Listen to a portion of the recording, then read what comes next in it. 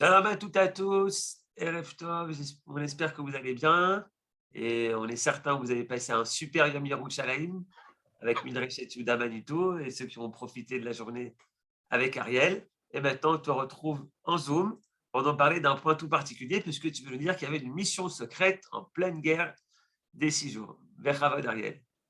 Oui, alors bonsoir tout le monde. Et merci à Midreshet Yehuda de m'inviter. Je veux parler de Yom Yerushalayim, on est juste à la fin et il y a eu beaucoup de missions secrètes, mais une mission secrète très spéciale puisque on a interrompu les opérations militaires pour quelque chose qui semblait plus important au Premier ministre de l'époque, Lévi Eshkol, et c'est ça qu'on veut découvrir ensemble. C'est une opération militaire rocambolesque dans les coulisses de l'exploit, dans les coulisses de la guerre des 6 jours.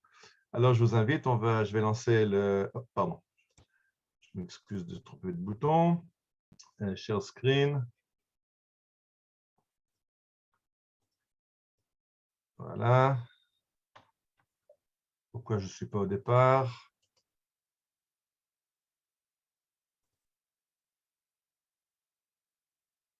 OK. Alors, on est parti. C'est bon. Maintenant, on est au départ. On peut commencer. Et donc, on veut parler d'une opération spéciale en pleine guerre des 6 jours. Vous voyez à gauche Lévi Eshkol, le Premier ministre. À droite, vous voyez son conseiller militaire, Yigael Yadin, le général Yigael Yadin, ancien général en chef.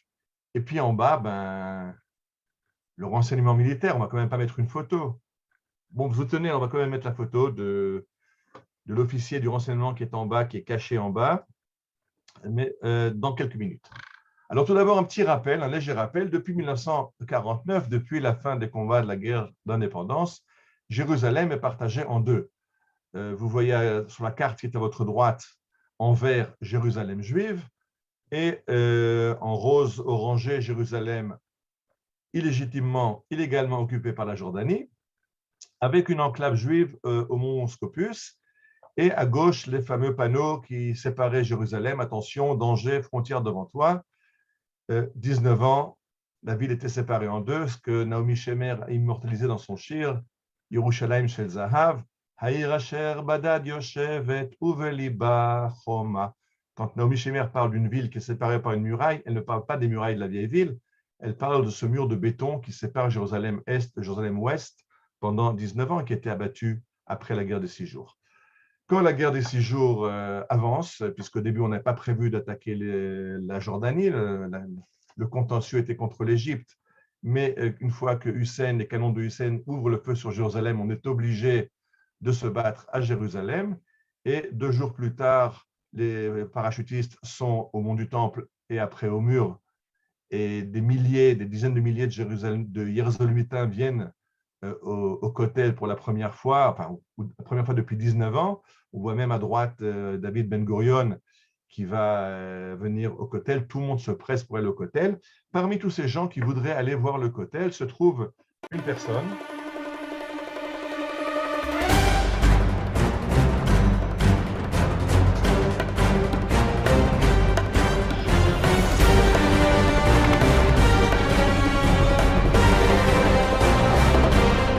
As always, should you or any of your IM force be caught or killed, the Secretary will disavow any knowledge of your actions.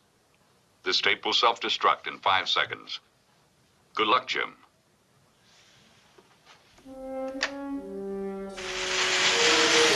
Voilà, donc dans Mission Impossible, les missions arrivent par une bande magnétique qui s'autodétruit à la fin. Ce n'est pas comme ça que ça se passe tout à fait en Israël. Le personnage que vous voyez dans l'image s'appelle Rafi Siton. Rafi Siton commande l'unité de renseignement militaire responsable de la zone de Jérusalem dans les années 63-69 et il reçoit une mission. La mission rentre rapidement à ton quartier général, on veut te parler. Rafi Siton espérait, était à l'entrée de la vieille ville, il voulait rentrer dans la vieille ville avec tout le monde pour aller au Kotel. Depuis des années, il prépare les plans, il connaît chaque ruelle de Jérusalem, il les connaît sur le papier, sur les photos militaires. Maintenant, il voudrait rentrer dans la vieille ville, mais il est rappelé en urgence à son quartier général pour prendre de nouveaux ordres. Alors, on va laisser tomber ça. Il rentre dans son quartier général et on va écouter ce que nous raconte Rafi Siton. C'est quelques mots en hébreu, c'est pas grave, je traduirai. נקראו לביצוע המשימה. סגן אלוף שמואל גורן ורב סרן רפי סיטון. החלום שלי היה להיות בין אלה שנכנסים ראשונים לעיר העתיקה ולהגיע לכותל. ופתאום הנהג שלי אומר לי, המפקד, קוראים לך למכשיר. ובמכשיר אומרים לי, תחזור מיד למפקדה שלך, מיד אבל, ותמתין שם להוראות. Donc, Rafi Siton est déçu. Il espérait aller dans la vieille ville. Et on lui dit, retourne à ton quartier général. Et là-bas, il rencontre son chef, le lieutenant-colonel Shmuel Goren, qui lui dit, nous avons reçu un ordre du quartier général, un ordre signé par Levi Eshkol, le Premier ministre. Et voici le contenu de l'ordre qu'ils reçoivent. Hareini matil al chel hamodi'in le'ater socher arabi mimizrach Yerushalayim shmo kanire Dino amachazik birshuto Megillah. Je donne l'ordre au renseignement militaire de trouver un marchand d'antiquités arabe de Jérusalem-Est. Son nom est peut-être Dido, et il aurait en sa possession un rouleau de Qumran, les fameux rouleaux, les Megillot Knuzot, les rouleaux cachés à Qumran il y a plus de 2000 ans. Et en pleine guerre, le renseignement militaire doit arrêter la préparation des combats futurs et s'occuper de retrouver un antiquaire et un rouleau très ancien, un rouleau de Qumran. Et c'est présenté comme une mission de priorité nationale qui prime sur tout le reste. Et Rafi Siton, que nous avons vu, est très déçu parce que lui, je dis, il voulait dans la vieille ville, tout à coup on l'envoie à la recherche d'antiquités. C'est comme les parachutistes aussi qui étaient très déçus, ils espéraient sauter dans le Sinaï en parachute et voilà qu'on les envoie se battre à Jérusalem et ils ne pensent pas qu'il y aura là-bas une gloire pour eux, ils ne savent pas encore qu'après la bataille de Givat Atachmoshet et la libération du Kotel, tout le monde se rappellera des parachutistes et un peu moins de la brigade de Jérusalem qui a participé pleinement à la bataille pour libérer Jérusalem. Rafi Siton maintenant a une mission, retrouver un antiquaire à Jérusalem, il ne sait même pas son nom, pour retrouver un rouleau, il ne sait pas exactement de quoi ça a l'air. Bon, il part en mission. Pour comprendre de quoi il s'agit, quel est le rouleau qu'il doit trouver, on doit retourner un petit peu en arrière en 1946. En 1946, deux Bédouins, dont un des deux, Mohamed Adib, que vous voyez à gauche, dans la photo de gauche, avec les belles moustaches, garde ses chèvres dans la région de Qumran, au bord de la mer Morte. Une de ces chèvres s'écarte du troupeau, il la retrouve, et il trouve une grotte dans laquelle il jette des cailloux, il entend un cling bizarre, il rentre dans la grotte et il trouve des jarres en peau, en terre, et dans ces jarres qu'il ouvre, il y a des rouleaux de cuir. Ça, c'est une découverte formidable. Je rappelle que Mohamed Adib est un bédouin. Qu'est-ce qu'on peut faire avec des rouleaux de parchemin trouvés dans une jarre, dans une grotte, dans le désert? Eh bien, il fonce à Bethléem. Bethléem, c'est la ville de la région.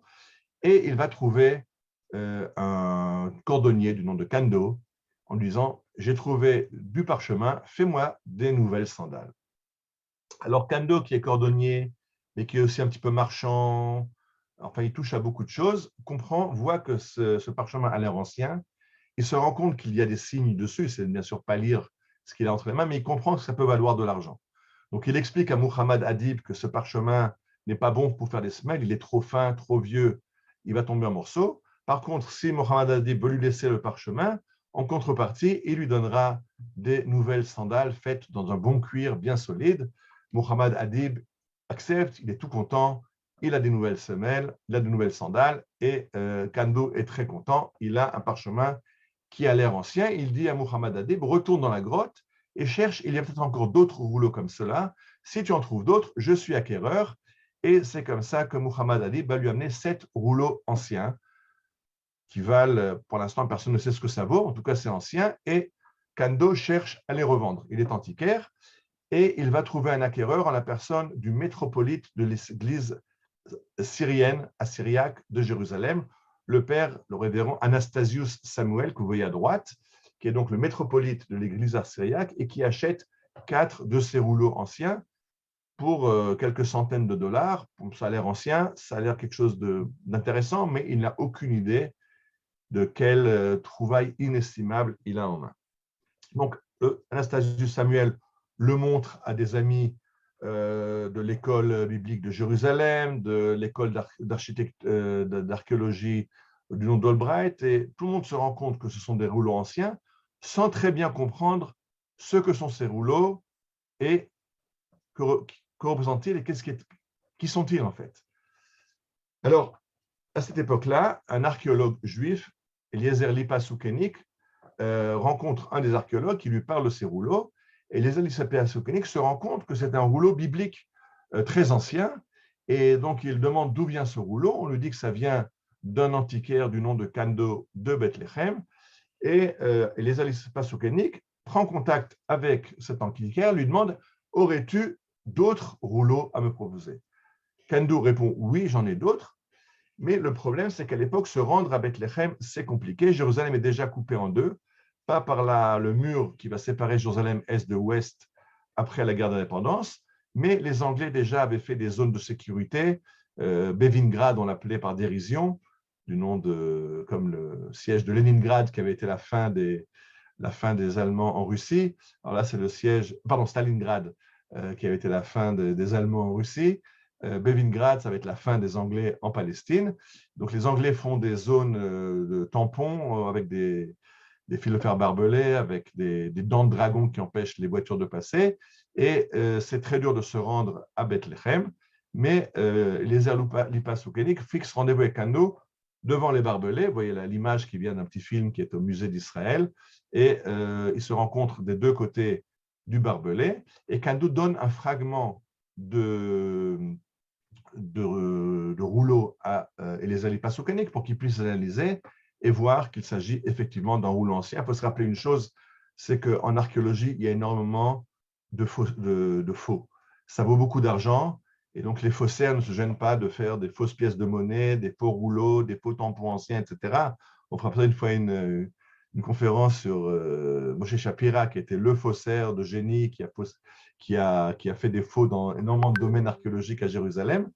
Et donc, Eliezer Lipa Soukenik veut analyser ce fragment, il l'analyse et se rend compte qu'il a dans les mains un fragment très ancien, le plus ancien fragment d'un texte hébreu écrit, puisque les matières organiques comme le papyrus, comme le parchemin ne se conservent pas pendant 2000 ans. Donc, on a des textes bibliques très anciens qu'on a retrouvés gravés dans la pierre ou gravés sur une amulette d'argent qu'on a retrouvée à Ketephinom, mais on n'a jamais trouvé un rouleau entier écrit à l'encre sur du parchemin ou sur du papyrus. Et là, maintenant, grâce aux conditions météorologiques de la mer Morte qui est très sec, on a un papyrus qui, on le verra après, a plus de 2000 ans. Alors, bien sûr, Soukenik veut acheter les 3 rouleaux qui sont encore en possession de Kando, puisque 4 de ces rouleaux, il a vendus au métropolite assyriaque. Il lui en reste encore 3. Et Eliezer Lipa Soukenik se porte acheteur. Vous voyez, vous avez devant vous un extrait de rouleau. Voilà de quoi ça a l'air. C'est de l'hébreu ancien, mais vous pouvez le lire. Varech et Trem. C'est de caractères un petit peu différents de ce qu'on a l'habitude, mais c'est de l'hébreu, c'est très net, et de l'hébreu très, très ancien.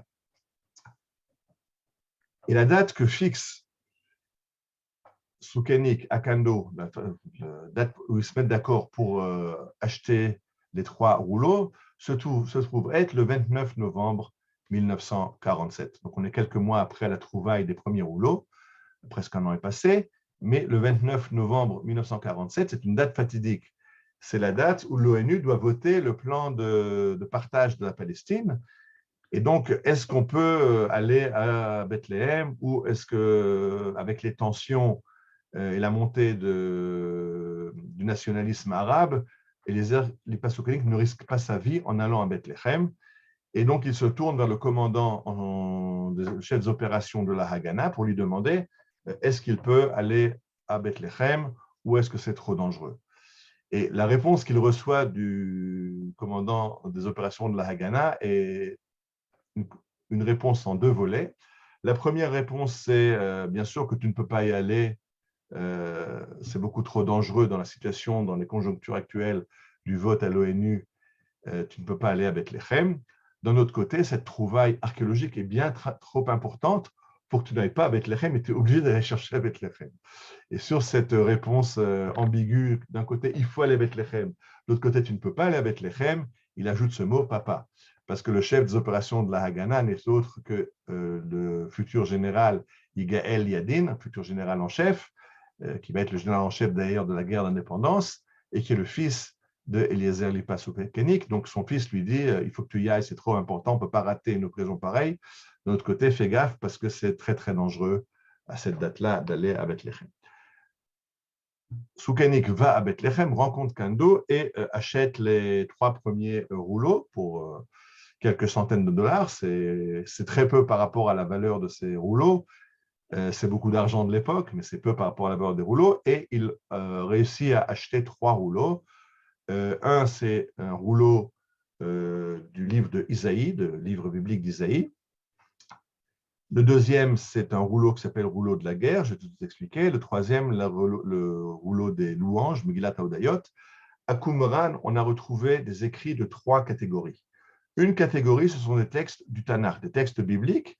On a retrouvé tous les textes de la Bible en plusieurs exemplaires, depuis Bereshit jusqu'à la fin du Tanakh, à l'exception des livres de Esther et de Néhémia qui n'ont pas été retrouvés, mais tout le reste, on a retrouvé. Donc, un livre de Yeshayahu, c'est très important, ça va nous prouver l'ancienneté du texte biblique, puisqu'il y a beaucoup de discussions d'experts dans les facultés qui étudient les antiquités juives. Est-ce que la Bible remonte, à quelle date elle remonte, à quelle date on aurait ajouté, modifié le texte biblique? Là, on a des rouleaux qui sont datés d'il y a 2200 ans, qui ont le même texte, le texte qu'on connaît dans les Bibles juives. Les seconds textes qu'on a, l'autre catégorie de textes qu'on a trouvé, la deuxième catégorie, c'est les livres apocryphes. Les livres apocryphes, c'est ce qu'on appelle en hébreu Sfarim Chitzonim, les livres extérieurs à la Bible.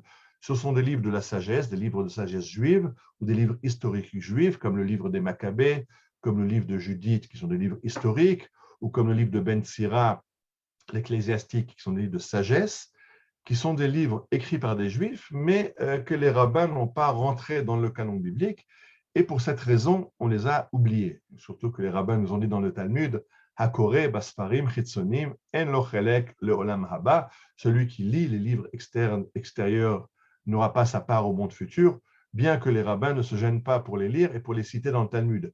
Il y a dans le Talmud des citations de différents livres, de Ben Sira surtout, mais encore d'autres livres, d'autres livres apocryphes.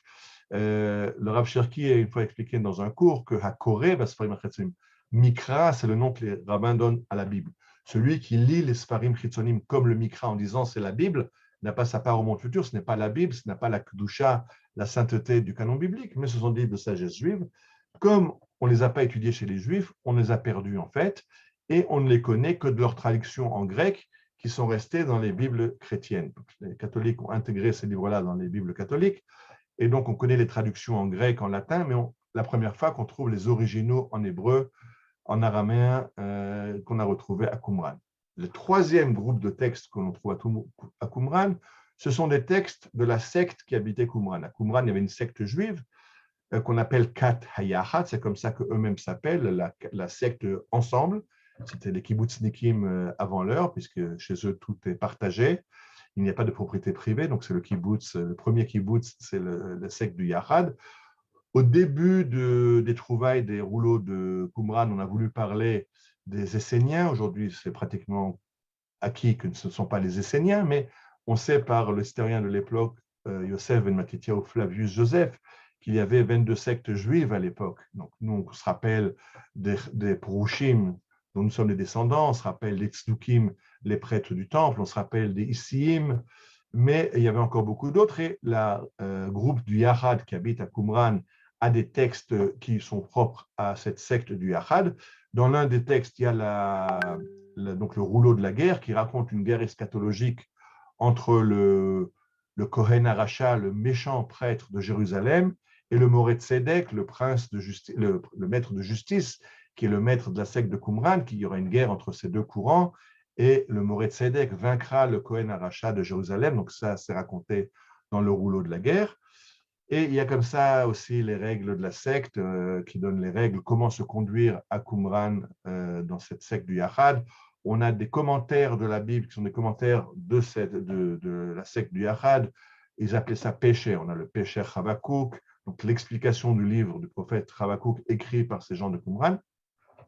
Ce que Soukonik a acheté, c'est un livre d'Isaïe et deux livres de la secte. À gauche, vous voyez le travail de restauration qui est fait à Jérusalem parce que les rouleaux ne sont pas tous en bon état. Il y a des fragments qui se sont détachés, il y a eu des morceaux qui ont pourri, et il y a tout un travail de reconstituer les rouleaux. Aujourd'hui, c'est plus facile puisqu'on a tout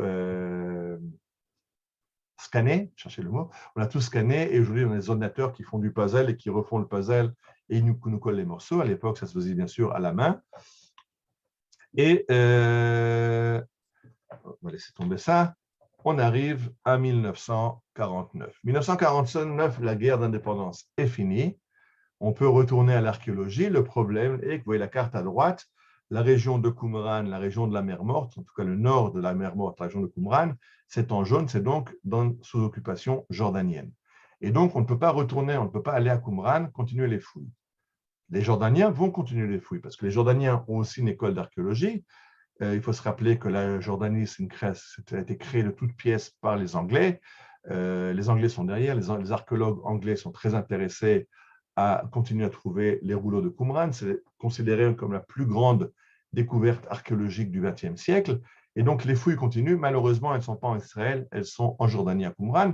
Nous, on intéresse à trouver nos antiquités à nous, notre Tanakh à nous. Eux sont intéressés par une curiosité scientifique d'analyser des textes anciens. Et vous voyez à gauche le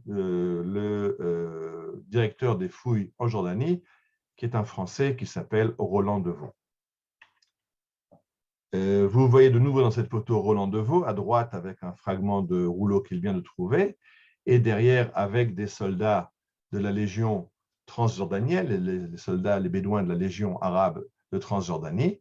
Mais regardez maintenant Roland Deveau, parce que là vous le voyez à gauche de l'image, vous voyez qu'il est habillé un petit peu différemment de la photo d'avant. Il porte une soutane, parce qu'effectivement le père Roland Deveau n'est pas seulement archéologue, il est également prêtre. C'est un prêtre dominicain de l'école biblique de Jérusalem, et c'est lui qui dirige les fouilles à Qumran. Alors regardez de nouveau, là c'est la photo du père Roland Deveau en soutane, en uniforme de prêtre, et à droite c'est un livre que j'ai dans ma bibliothèque. Il y a énormément de livres sur Qumran, il y a des centaines ou peut-être des milliers de livres de Qumran, des livres qui ont été écrits par des experts qui sont des études des rouleaux, des livres historiques qui racontent la découverte des rouleaux, des livres de policiers qui racontent des intrigues à Qumran, comment les archéologues qui cherchent les rouleaux se font tuer par des forces occultes. Il y a même en français des livres sur Qumran qui ont été publiés. J'ai oublié le nom là on reviendra, un roman policier à Qumran. Et le livre que vous voyez à droite s'appelle Les rouleaux de la mer Morte, la tromperie, ou la comment on dirait ça en français, je cherche le mot pour deception. En fait, ce rouleau, ce que ce livre veut raconter comme histoire, il veut dire que ce n'est pas par hasard que c'est le père Roland Deveau qui dirige les fouilles. D'après ce livre, le père Roland Deveau a été mandaté par le Vatican, puisque cette secte du Yachad se trouve à Qumran. Qumran, c'est à 7 km de Jéricho. À côté de Jéricho, dans le Jourdain, opère un personnage qui donne le baptême aux gens qui l'approchent. Ce personnage s'appelle Jean-Baptiste, Yohanan Amadbil, qui plonge les gens dans le Jourdain, et Jean-Baptiste va être le personnage qui va baptiser Jésus. Et dans l'eschatologie chrétienne, dans la théologie chrétienne, Jean-Baptiste est l'annonciateur de Jésus. Il y a toujours un annonciateur, et le Havdil Elef Alfer Abdalot. Nous, on a dans notre tradition le prophète Élie qui annonce la venue du Mashiach, et l'Havdil chez les chrétiens, c'est Jean-Baptiste qui annonce la venue de Jésus. Et les grandes questions qui intriguaient, est-ce que ces gens de Qumran étaient-ils des premiers chrétiens, les premières sectes chrétiennes? Et donc, dans ces cas-là, est-ce que les écrits de la secte sont en accord avec la théologie officielle de l'Église comme elle est aujourd'hui? Donc, d'après ce livre, je dis ça, tout le monde n'est pas d'accord avec, les théories de conspiration, est-ce que l'Église aurait voulu jeter un œil sur les rouleaux avant qu'ils ne soient publiés et qu'elle aurait donc mandaté le père Roland de Vaux pour diriger les fouilles et exercer une censure, et si jamais les rouleaux qui sont sortis de la terre, exhumés, sont problématiques par rapport à la doctrine chrétienne, peut-être les faire disparaître avant qu'il y ait trop de remous autour des doctrines acceptées aujourd'hui, des doctrines officielles de l'Église. La question était posée, je n'y réponds pas, mais la question était posée, est-ce que l'Église aurait voulu censurer les rouleaux de Qumran, ayant peur de ce qu'on risquait d'y trouver? La question reste posée. Les rouleaux qui sont trouvés à Qumran et qui passent donc la censure du père de Vaux, pas la censure, mais la critique scientifique du père de Vaux, arrivent au musée Rockefeller à Jérusalem. Ceux qui connaissent, ce musée peut se visiter. Aujourd'hui, il fait partie du musée d'Israël. Il y a le musée d'Israël que vous connaissez près de la Knesset, mais le musée Rockefeller, près de la porte de Shar Shrem, aujourd'hui fait partie du même complexe, le même directeur qui dirige les deux musées. Ce musée, qui était le musée d'archéologie à l'époque du mandat britannique, est l'endroit où les Jordaniens déposent les trouvailles, et donc les rouleaux sont au musée. Ils sont bien sûr d'abord étudiés à l'école biblique, à l'école des Dominicains, et après ils sont entreposés au musée Rockefeller. Peut-être vous connaissez mieux cette façade, la façade ouest, la façade sud du musée Rockefeller. Et donc, malheureusement pour Yigael Yadin, d'abord le professeur Soukanik, mais Soukanik décède, et c'est son fils Yigael Yadin qui a quitté l'armée et qui a pris la relève comme archéologue de renom, voudrait bien étudier ces rouleaux. Malheureusement, pour un Israélien, il est impossible d'aller à Jérusalem-Est, jeter un œil, étudier ces rouleaux. Et voilà que notre ami Yigael Yadin se trouve en mission aux États-Unis. Il a fait une série de conférences aux États-Unis, et un ami lui demande est-ce qu'il aurait par hasard lu le Wall Street Journal du matin. Alors, le Wall Street Journal, ce n'est pas le genre de journaux que lit Yigael Yadin. Le Wall Street Journal, c'est un journal économique. Yigael Yadin préfère les journaux de généralité, les nouvelles, ou alors les journaux historiques ou scientifiques. L'économie l'intéresse moins, mais un ami lui fait remarquer que dans le Wall Street Journal de ce matin-là, il y a un entrefilet dans les annonces, les petites annonces à vendre. Alors, à droite, vous voyez un agrandi de l'encadré. 4 rouleaux de la mer Morte sont mis en vente.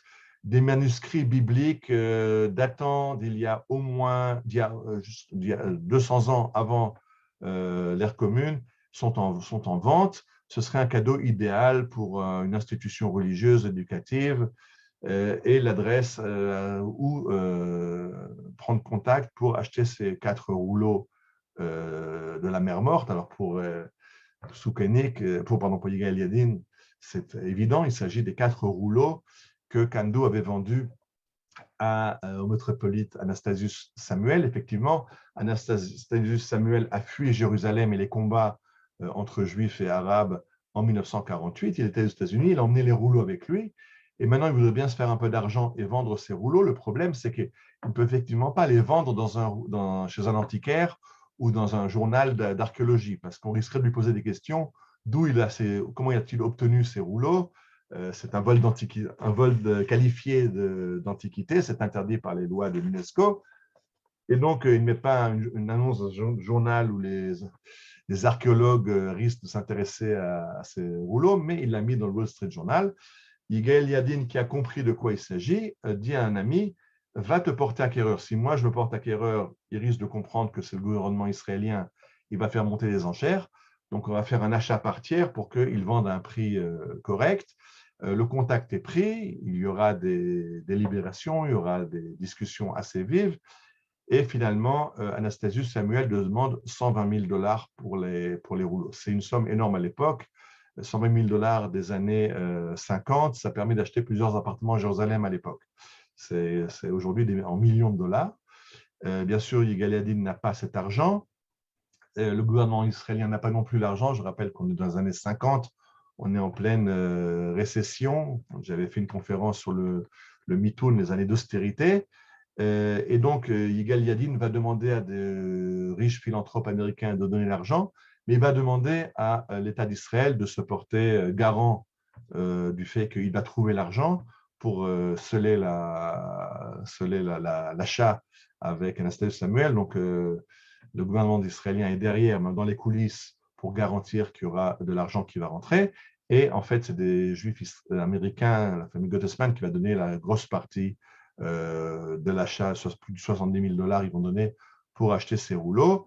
Et Yigal Yadin arrive à racheter ces rouleaux qu'il envoie par 4 avions séparés. Il faut se rappeler qu'on est dans les années 50.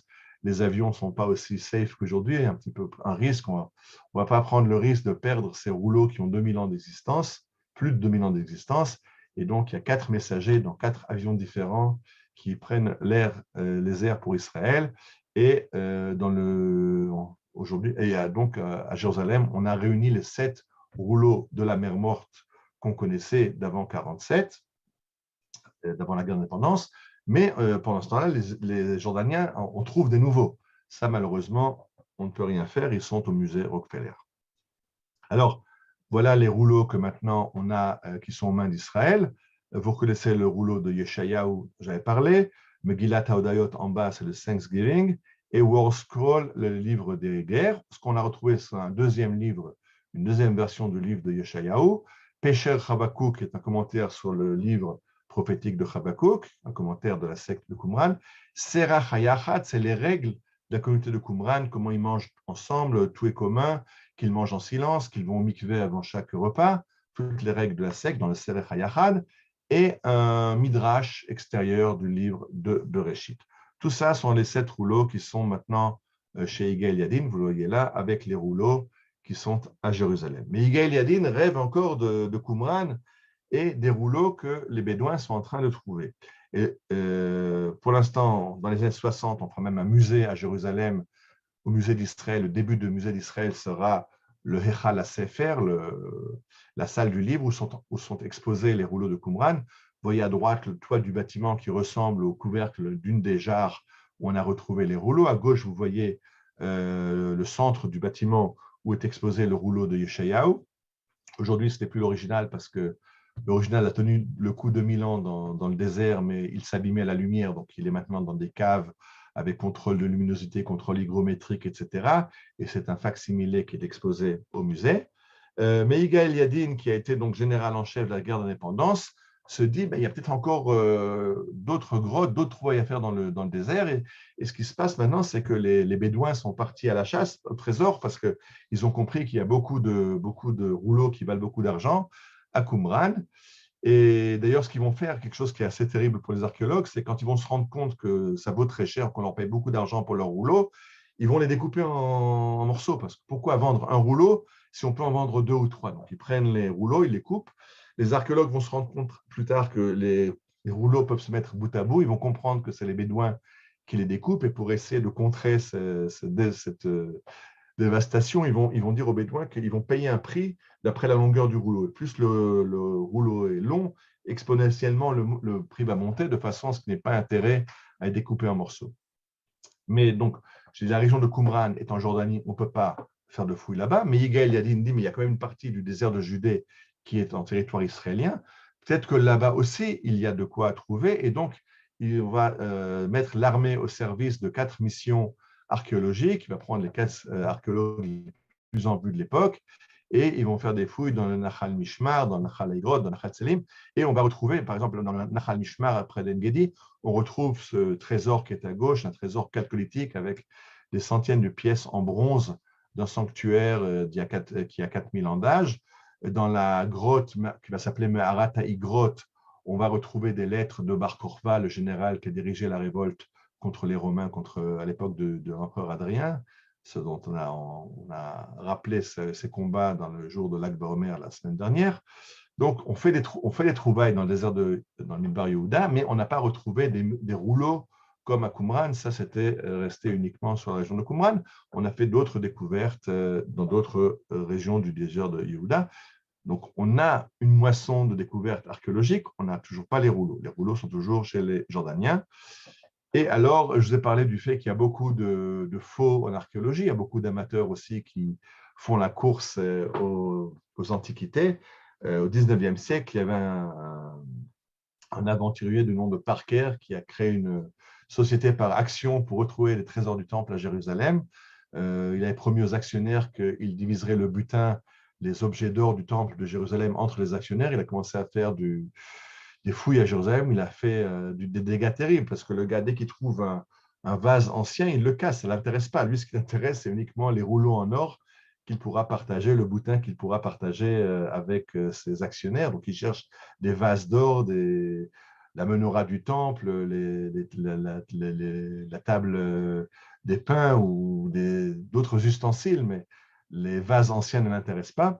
Alors là arrive un aventurier qui amène un ordre de mission et qui se présente au renseignement militaire d'Israël en disant voilà, il a été mandaté par Yigael Yadin pour rechercher les rouleaux qui sont aux mains des Jordaniens. Lui a des idées comment aller en Jordanie et il demande qu'on lui mette à disposition un avion léger et deux command-cars.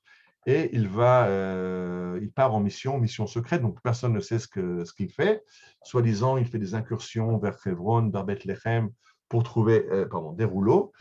Et un jour, il va se fâcher avec son adjoint qui va vendre la mèche, qui va dire ne croyez pas qu'il fait des missions secrètes pour trouver des rouleaux. En fait, il demande des budgets, puis après, on va se promener, on fait des balades en avion, on fait des balades dans le désert avec les command-cars, mais en fait, on ne recherche rien du tout, ce n'est pas du tout une mission scientifique, c'est un gars qui a réussi à trouver comment obtenir de l'argent, des budgets, un avion. Bien sûr, quand on comprend ça, la mission est interrompue et le gars disparaît dans la nature. Mais pour expliquer qu'il y a, il y a beaucoup de tromperies dans cette recherche archéologique, et même Yigael Yadin tombe dans le panneau avec cet aventurier qui avait dit qu'il arriverait à ramener des rouleaux, mais il ne ramène rien. Donc, d'abord, on a eu les fouilles que fait Yigael Yadin dans le désert de Midbar Yehuda, l'aventurier qui se propose, et maintenant, première mission secrète. Ce que vous voyez maintenant devant vous, ce sont des égouts, pas en Israël, les égouts de Varsovie. Ceux qui se rappellent le film sur la révolte du ghetto de Varsovie, on va en voir un petit extrait de 10 minutes.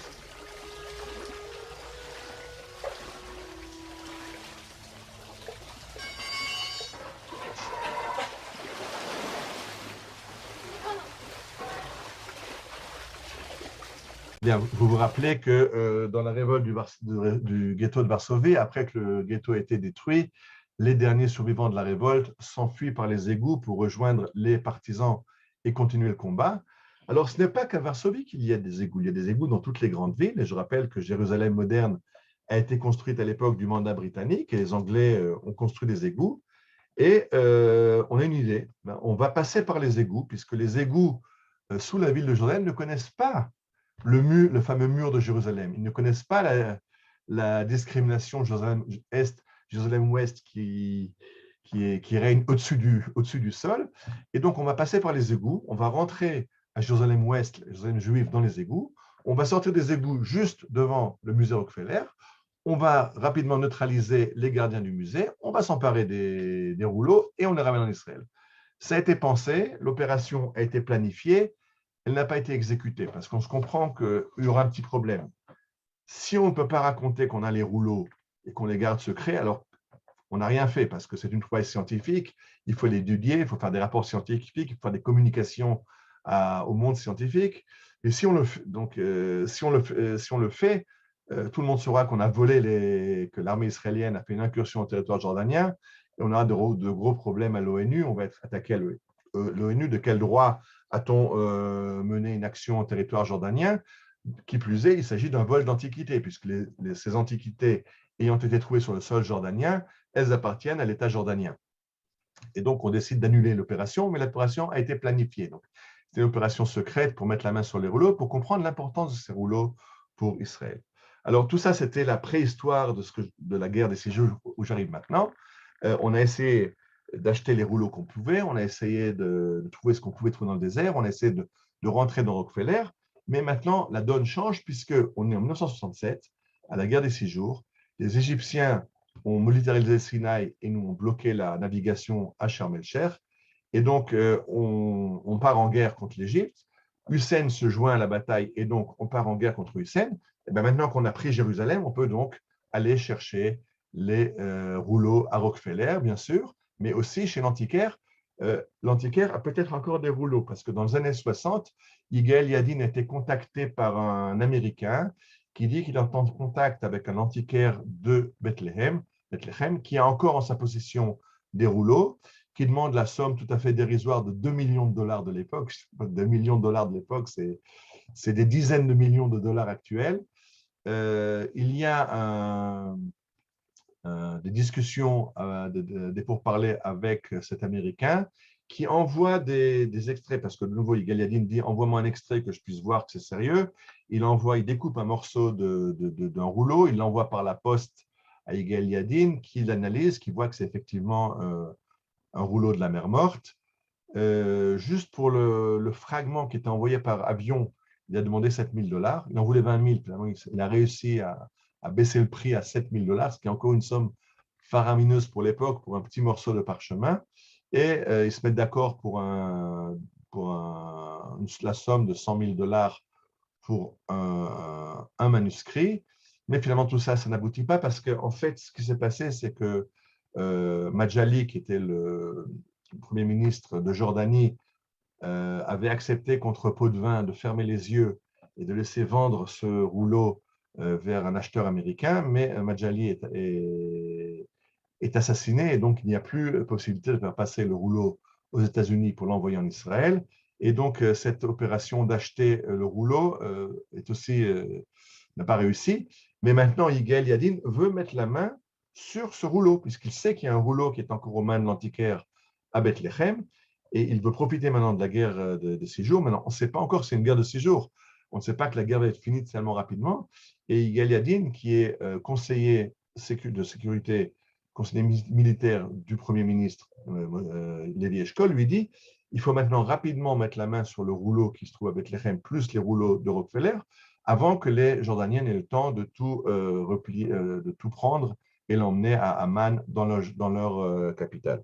Ils ne savent pas que la guerre va être tellement rapide que les Jordaniens n'auront le temps de rien déplacer, mais c'est là qu'il appelle Rafi Siton et lui dit fonce, retrouve l'antiquaire qui s'appelle Dino Dido et récupère le manuscrit qu'il y a chez lui. Rafi Siton reçoit la mission. Il va donc à Jérusalem-Est. Comment est-ce qu'on arrive à Jérusalem-Est? On passe par la porte de Mandelbaum. À l'époque, je rappelle qu'il y avait un mur qui sépare Jérusalem-Est et Jérusalem-Ouest. Et le passage de la muraille, c'était le passage Mandelbaum qui permettait aux diplomates ou aux touristes de passer. Aux Israéliens, c'était fermé. Maintenant, Tzahal est de l'autre côté. Tzahal a pris la vieille ville de Jérusalem. Et donc, Rafi Siton et son équipe, qui ont une voiture... à l'époque, on réquisitionnait des voitures, donc c'est une belle voiture américaine qui a été réquisitionnée, et ils arrivent au point de passage de Mandelbaum. Et là-bas, au point de passage, ils trouvent le personnage que vous voyez à gauche, qui n'est autre que Chaim Herzog, le futur président de l'État d'Israël. Chaim Herzog, à l'époque, a été commandant en chef du renseignement militaire, et il vient d'être nommé gouverneur de Jérusalem, gouverneur militaire de Jérusalem qui vient d'être libéré. Plus tard, quand on va libérer la Judée-Samarie, on va libérer aussi Bethléem, Hebron, Shrem, Jenin, etc. Il sera gouverneur de la Judée-Samarie. Et ils sont tout contents, Rafi Siton, parce qu'étant des soldats du renseignement militaire, Chaim Herzog était leur commandant jusqu'à il n'y a pas longtemps. Ils le connaissent donc. Ils disent « Hi, shalom, on est arrivé, on a une mission secrète à Jérusalem-Est ». À quoi Chaim Herzog répond « Tant que je suis là, personne ne passe ».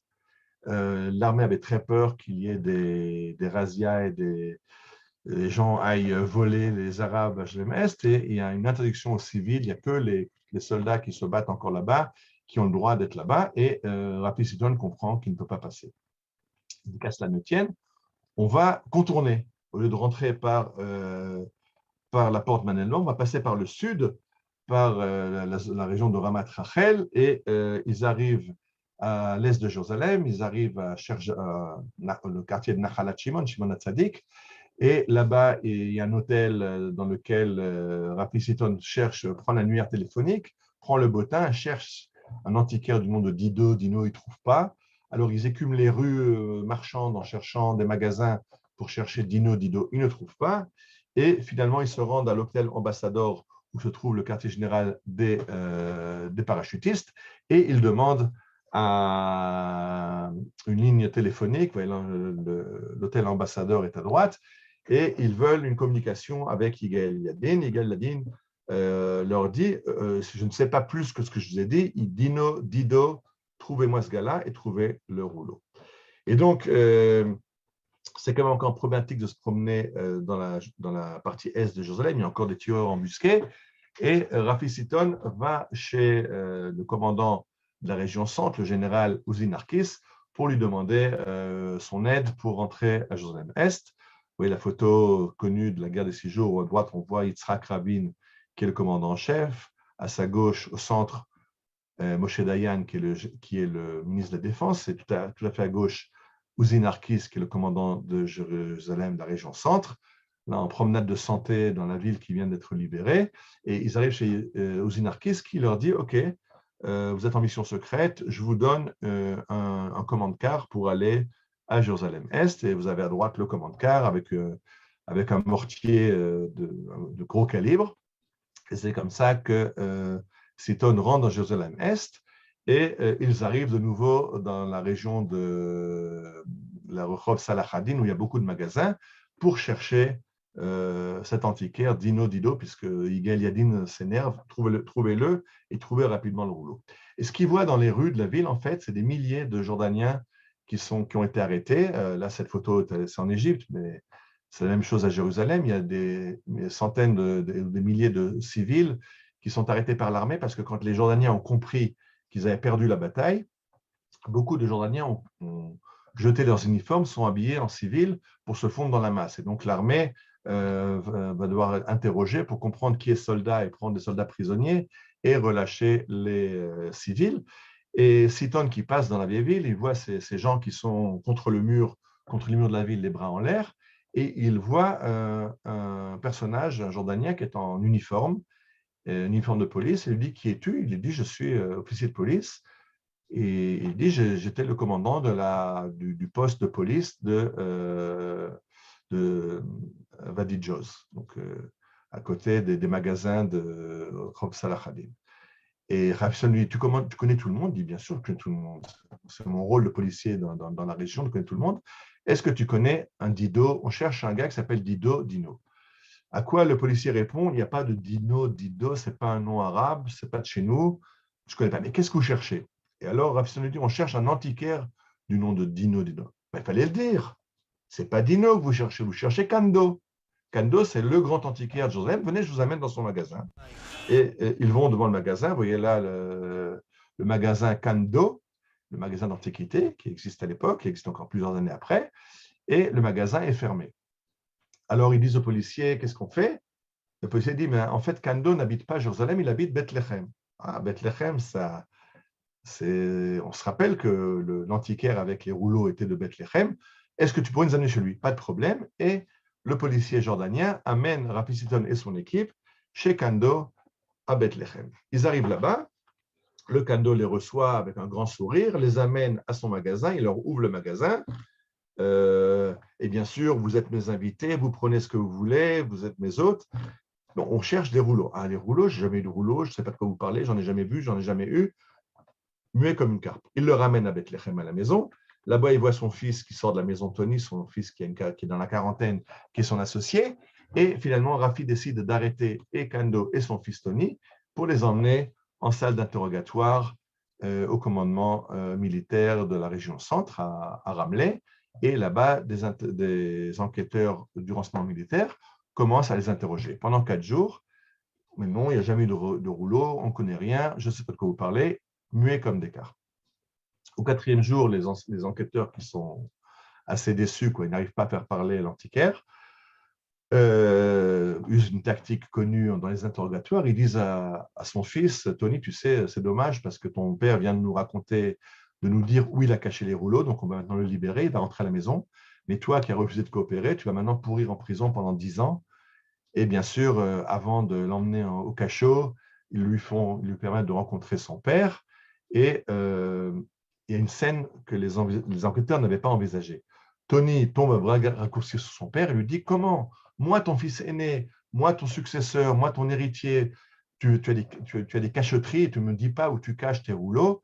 Et donc, Kando, qui doit se justifier face à son fils, lui dit, non, non, je l'avais caché, c'était pour ton bien, parce que si les Jordaniens avaient su que j'avais des rouleaux, c'était illégal, je n'avais pas le droit de les garder. Le gouvernement jordanien m'avait demandé de lui remettre tous les rouleaux, et donc j'aurais risqué la prison. Toi aussi, c'est pour ça que je ne t'ai rien raconté, mais du coup, il a vendu la mèche, et maintenant, il a compris qu'il a trop parlé, et il emmène les enquêteurs à la maison à Bethléem. Ils arrivent donc à la maison à Bethléem, Kando rentre dans sa chambre à coucher, il s'adosse au mur, il fait 5 pas vers le centre de la pièce, il tourne à 90 degrés, il fait encore 4 pas, il refait 90 degrés à gauche, encore 3 pas, et il ôte ses chaussures, il pose ses chaussures sur la dalle où il s'est arrêté, il va à la salle de bain, il ramène une pompe à vide qu'on avait à l'époque pour déboucher les siphons, et il appuie ça sur les carrelages, et le carrelage sort, et il y a une cachette en dessous du carrelage, une cachette bétonnée, et dans cette cachette se trouve une boîte à chaussures, vous la voyez à droite, et dans la boîte à chaussures, bien emballée, se trouve un rouleau. Malheureusement, le rouleau, comme vous voyez en bas, était endommagé en partie, parce que malgré la cachette et l'emballage, etc., quand Kando lavait de la spongia qui lavait son sol, il y a quand même de l'eau qui est rentrée et qui a endommagé le manuscrit. En tout cas, on a le rouleau, on l'a retrouvé. Rafi Siton a accompli sa mission, il a retrouvé Dido et il a ramené cette Megillah au peuple juif. Quelle Megillah a-t-il trouvé? C'est là que l'histoire devient intéressante. D'abord, Yigael Yadin, qui va consacrer maintenant 10 ans de sa vie à étudier ce rouleau, va dire qu'il manque des morceaux, et Kando se rappelle qu'il a encore une boîte de cigarettes dans laquelle il a mis des fragments qui s'étaient détachés du rouleau. Il va encore amener les fragments qui manquent. Bien sûr, comme vous avez vu, le rouleau est un petit peu abîmé à cause de l'humidité dans la cachette, mais en gros, on arrive à retrouver et à analyser et à lire cette Megillah, et c'est là que l'histoire devient intéressante. Ce rouleau va être appelé par Yigael Yadin Megillat HaMikdash, le rouleau du Mikdash, du temple. C'est le plus grand des rouleaux de Qumran, il fait 8 mètres de long, et en fait, il décrit les plans du temple de Jérusalem. Il raconte comment les fêtes étaient fêtées au temple de Jérusalem, comment était fait le service au temple, la avoda, les sacrifices, etc. Et donc, c'est un descriptif de comment construire le temple et ce qui se passait à l'époque au temple. Et c'est ce rouleau qui est trouvé pendant la guerre des 6 jours. J'ai trouvé ça assez formidable quand j'ai préparé cette conférence. C'est la raison pour laquelle j'ai fait cette conférence pour Yom Yerushalayim. D'abord parce que c'est une histoire rocambolesque, comment retrouver des rouleaux perdus chez l'antiquaire, mais aussi en plus le fait qu'on avait cherché à passer par les égouts, à écumer le désert de Judée pour retrouver, enfin tout ce qui a été fait pour retrouver ces rouleaux, et retrouver un rouleau du temple le jour de la libération de Jérusalem, c'est incroyable. Et je rappelle une chose, les soldats, les parachutistes qui se sont fait photographier sont rentrés, ils ne sont pas arrivés au mur, ils sont passés par la porte des Lions, et ils sont d'abord rentrés par le mont du Temple, par l'esplanade du mont, la montagne. De là, ils sont descendus au mur, parce qu'ils se rappelaient qu'il y a un mur où les Juifs ont l'habitude de prier. Ils ont complètement raté l'histoire que l'endroit de la prière, c'est sur la montagne et pas au pied de la montagne à l'extérieur, mais ils se rappelaient que les Juifs prient à l'extérieur, alors ils sont allés au mur. Mais après, ils sont remontés sur la montagne, faire la parade de la victoire et prendre les photos. Maintenant, si vous regardez les photos de 1967 qui racontent la victoire et les photos des parachutistes, vous voyez à droite les parachutistes devant le dôme du rocher, vous les voyez aussi à gauche avec Ben Gurion qui vient leur rendre visite. Mais si vous voyez dans toutes les photos, et ça, vous pouvez chercher, j'ai cherché pendant des heures toutes sortes de banques de données avec des photos de 1948, 67, il y a énormément de photos des parachutistes au mont du Temple, mais toujours le dôme du rocher est coupé au milieu. Vous ne voyez jamais le sommet. Pourquoi vous ne voyez pas le sommet? Parce qu'au sommet flotte le drapeau israélien. Un des soldats, de façon tout à fait normale, a dit à son commandant, on arrive maintenant, on a pris l'esplanade du temple, il faut mettre un drapeau, et il monte sur le toit du dôme du rocher et il met le drapeau israélien. Quelques heures plus tard, Moshe Dayan va donner l'ordre malencontreux d'ôter le drapeau et donner les clés de l'esplanade au Waqf musulman, mais il va aussi demander que dans toutes les photos qui ont été prises par les journalistes de presse, qu'on efface le drapeau, qu'on ne voit pas le drapeau israélien sur le dôme du rocher. Et là, vous voyez ces photos pour témoin que ça a été effacé. Et c'est cette histoire-là qui n'a pas été racontée, parce qu'il ne fallait pas raconter le mont du Temple, c'est aux musulmans. Nous, on veut juste le Kotel. On est encore dans notre position galoutique de l'exil où on veut être à l'extérieur du mont du Temple. On a du mal à comprendre notre souveraineté, à comprendre le clin d'œil que Dieu nous a fait en nous ramenant à Jérusalem, pas par n'importe où, mais justement par le mont du Temple. Si on était rentré par les autres ports de Jérusalem, peut-être qu'on n'aurait pas eu l'idée de monter au mont du Temple. Alors, on a été forcé et contraint d'arriver par là-haut, et le défilé de la victoire a été fait au mont du Temple, et malheureusement, on n'a pas compris le remez, le clin d'œil que Dieu nous faisait, que c'est ça la suite des opérations. Et je dis, la suite du clin d'œil, c'était ce rouleau qui est Megillat Hamikdash, que par hasard, par le pur hasard, bien sûr la Hashgacha, le rouleau que tant recherché par les archéologues, le rouleau qui va compléter la série des rouleaux de Qumran, c'est le rouleau du temple qui raconte comment reconstruire le Beth Hamikdash. Alors je dis, du point de vue de la halacha, ce rouleau n'est pas un rouleau de Chazal, c'est un rouleau qui vient de la secte du Yachad. Est-ce qu'il est entièrement caché dans la halacha ou pas? Je vous laisse étudier le livre. Yigal Yadin a écrit une étude, 10 ans d'études de ce rouleau, il en a publié, et il y a beaucoup de comptes rendus en plusieurs tomes de ce qui est écrit dans ce rouleau du Mikdash. Mais je pense que comme en plus du fait que l'histoire, moi, m'a passionné, comment cette histoire rocambolesque de mettre la main sur ce rouleau, le fait le rouleau qu'on ait retrouvé la guerre des 6 jours, le rouleau qui nous parle du temple et comment construire le temple, c'est encore un clin d'œil du fait qu'il faut qu'on comprenne qu'on est passé dans une nouvelle phase de la Géoula.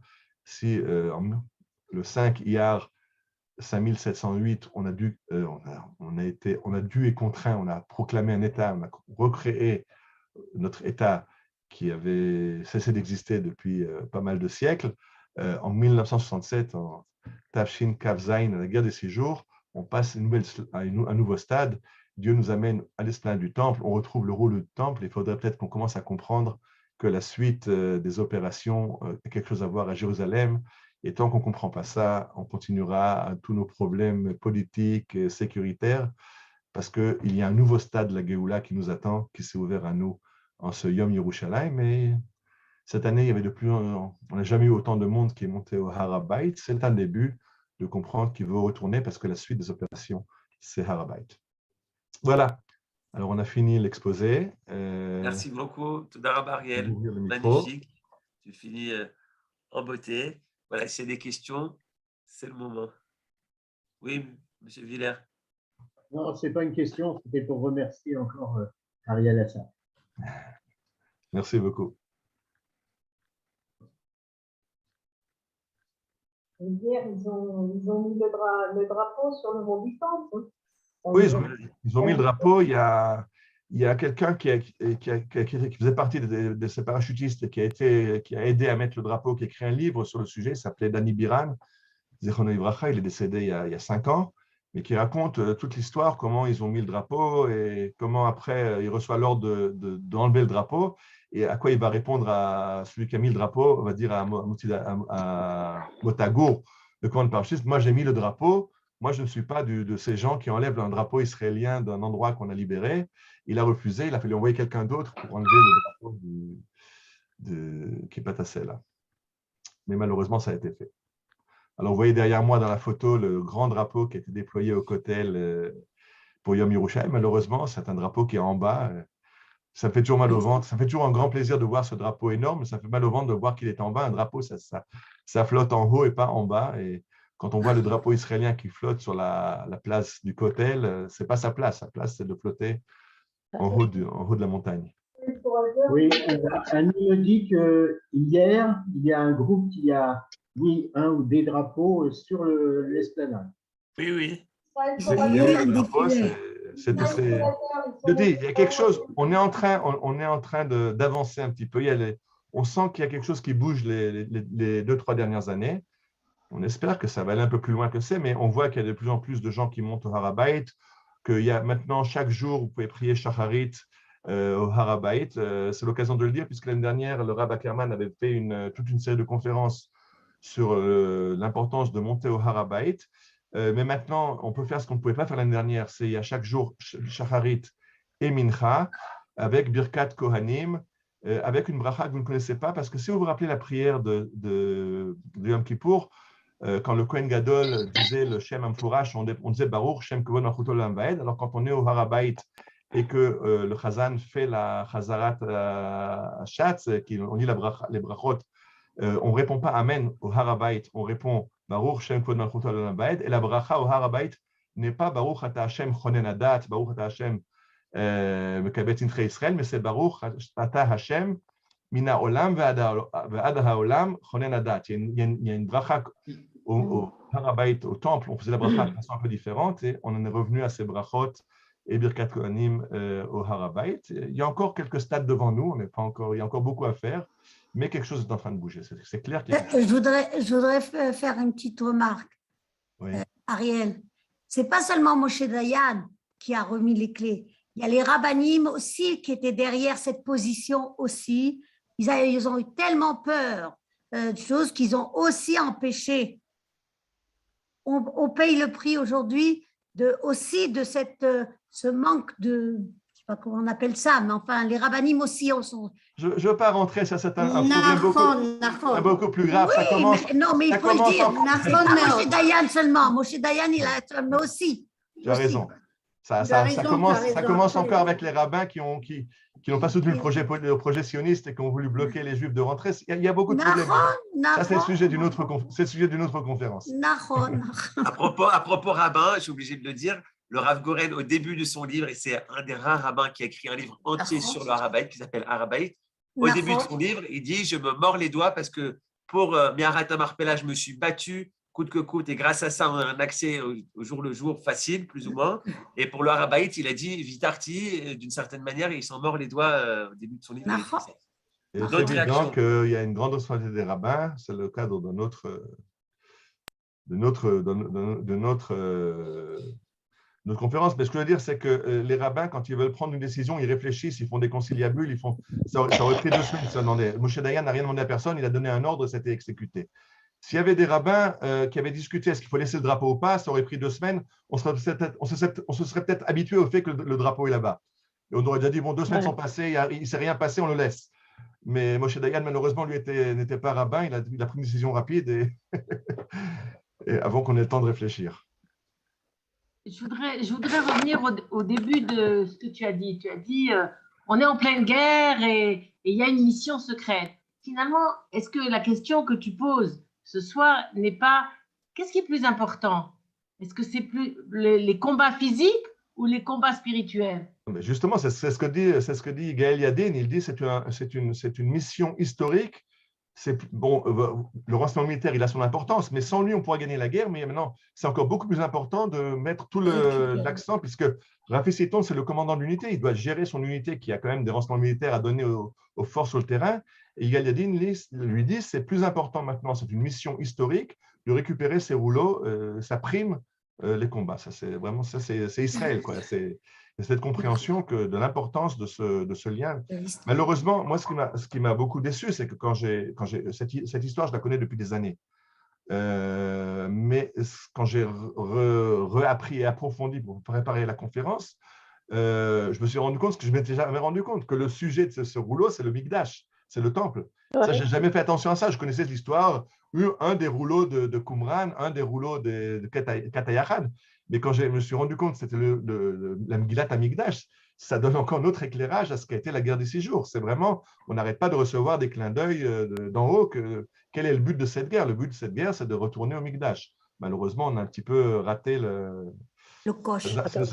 Ça nous prend quelques années pour essayer de comprendre ce qu'on a raté et de revenir sur la voie principale. Et pour moi, il est évident que toutes les baffes qu'on se prend actuellement, ça part de là-bas. On le voit très nettement, c'est que l'État d'Israël refuse de le dire parce qu'on a peur, on a un problème politique avec les Arabes, alors que les Arabes disent clairement qu'on a un contentieux religieux sur le Har HaBayit. Et la guerre de Gaza l'année dernière, ils ont appelé ça la guerre de l'Aqsa. Que les Arabes sont très clairs que la bataille, elle est pour ça.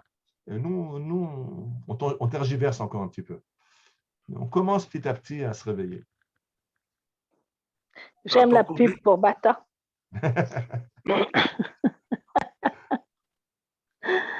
Pour compléter ce que tu dis, Ariel, le jour de Yom Yerushalayim, c'est Chesed, Sheba Malchut. Ouais. Dans la Shira, Chesed, c'est Dieu qui te donne gratuitement, mais par sa bonne volonté. Ouais. Mais le jour d'après, c'est Gvura, Sheba Malchut. C'est ce que nous, on doit faire. On doit avoir maintenant le courage d'assumer ce qu'on a reçu et de le prendre. Exactement. Mais là, on est un petit peu encore trop galoutique. On n'a pas encore réussi à comprendre qu'on est rentré en Eretz Israël. C'est un problème. Baruch Hashem, le public israélien commence à se réveiller. Manitou a énormément enseigné là-dedans sur le fait de redevenir hébreu en Israël. Il suffit pas. Je me rappelle cette phrase de Manitou, je la dis des fois quand je guide, ça fait toujours, surtout quand je guide des non-juifs, quand ils me disent quel est le problème numéro 1 en Israël. Aujourd'hui, le problème numéro 1 en Israël, c'est qu'il y a trop de juifs. Alors, ça fait tiquer les chrétiens que je dis. Je lui dis, oui, il faut un peu moins de juifs, un peu plus d'hébreux et la situation sera meilleure. Mais ce n'était pas de moi, c'était Manitou qui disait qu'il y a trop de juifs en Israël, il faudrait plus d'hébreux. Aujourd'hui, c'est le jour de Hebron. Aujourd'hui, c'est le jour de Hebron, exactement. Ayom, c'est le jour de Hebron. Tov.